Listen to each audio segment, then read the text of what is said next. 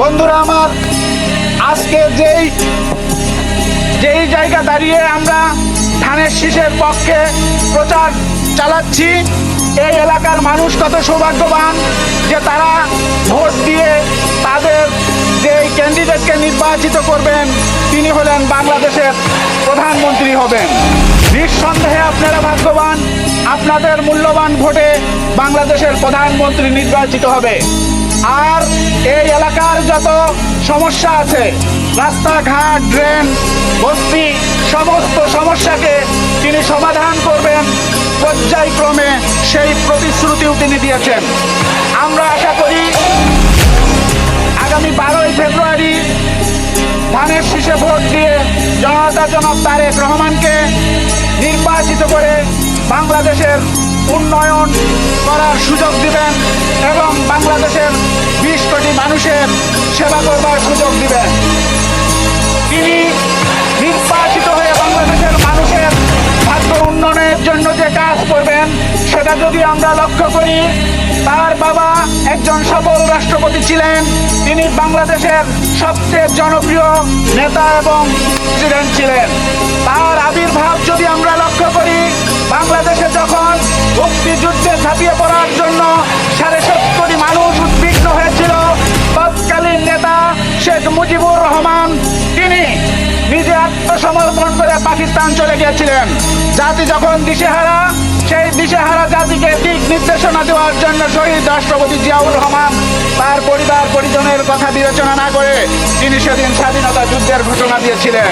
বন্ধুরা আমার, তারপরে যদি আমরা দেখি 1981 সাল থেকে 90 সাল পর্যন্ত যখন স্বৈরাচার দেশের মানুষের ঘাড়ে আসতে পৃষ্ঠে বসেছিল, মানুষের ভাগ্য নিয়ে যখন ছিনিমিনি খেলছিল, তখন তারেক রহমানের সুযোগ্য মা তিনি রাস্তায় নেমে এদেশের মানুষের পাশে দাঁড়িয়েছিলেন। পরিণামে 1991 সালে তিনি বাংলাদেশের মানুষের দায়িত্বভার কাঁধে নিয়ে বাংলাদেশের মানুষের সকল সমস্যার সমাধান করেছিলেন। তিনি নারী শিক্ষা উন্নয়নের জন্য অগ্রণী ভূমিকা পালন করেছিলেন। আজকে আমরা যদি লক্ষ্য করি, বাংলাদেশের 50% মেয়েরা শিক্ষিত, চাকরি বাকরি সমস্ত জায়গায় অগ্রণী ভূমিকা পালন করছেন। এর সমস্ত কৃতিত্ব হলো দেশ নেত্রী বেগম খালেদা জিয়া। বন্ধুরা আমার, আমরা যদি লক্ষ্য করি 2008 সাল থেকে 25-24 সাল পর্যন্ত এদেশের স্বৈরাচার শেখ হাসিনা জগদ্দল পাথরের মতো মানুষের কান্দে আসতে পিষ্টে বসেছিল, সমস্ত অধিকার বঞ্চিত করেছিল, লক্ষ লক্ষ মানুষকে মামলা দিয়ে হামলা দিয়ে হত্যা করে এ জাতিকে চিরতরে নির্মূল করতে চেয়েছিল, একটি পরাধীন রাষ্ট্রে পরিণত করার জন্য তিনি চক্রান্ত করেছিলেন।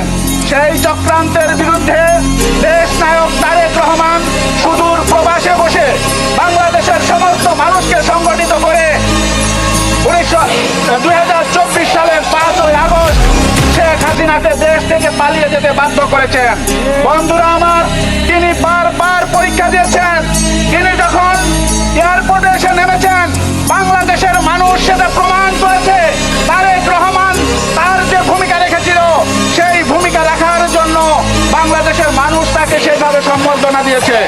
আশা করি 12ই ফেব্রুয়ারি জাতি ইলেকশনে ধানের শীষে ভোট দিয়ে বিপুল ভোটে জয় যুক্ত করে বাংলাদেশের মানুষকে তিনি সেবা করবার সুযোগ দিবেন। বাংলাদেশের মানুষ তাদের জন্য তিনি যে মহা পরিকল্পনা নিয়ে এসেছেন, সেই পরিকল্পনার কিছু কিছু অংশ তিনি জাতির সামনে তুলে ধরেছেন। আমরা মনে করি এদেশের নারী সমাজের উন্নয়নের জন্য তিনি ফ্যামিলি কার্ড তৈরি করেছেন। সেই কার্ডের মাধ্যমে বাংলাদেশের নারী সমাজের উন্নয়ন হবে, মানুষের উন্নয়ন হবে। বন্ধুরা আমার, বাংলাদেশ কৃষি নির্ভর দেশ।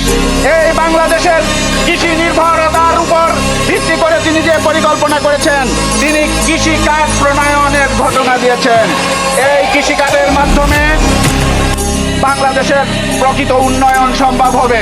বন্ধুরা আমার, আমি আশা করি 12 তারিখে আপনারা জননেতা জনাব তারেক রহমানকে ধানের শীষে ভোট দিয়ে জয় যুক্ত করে সরকার গঠন করে আপনাদেরকে খেদমত করবার সুযোগ দিবেন, এই আশাবাদ ব্যক্ত করে আমি আমার বক্তব্য শেষ করছি। আল্লাহ হাফেজ। বাংলাদেশ জিন্দাবাদ।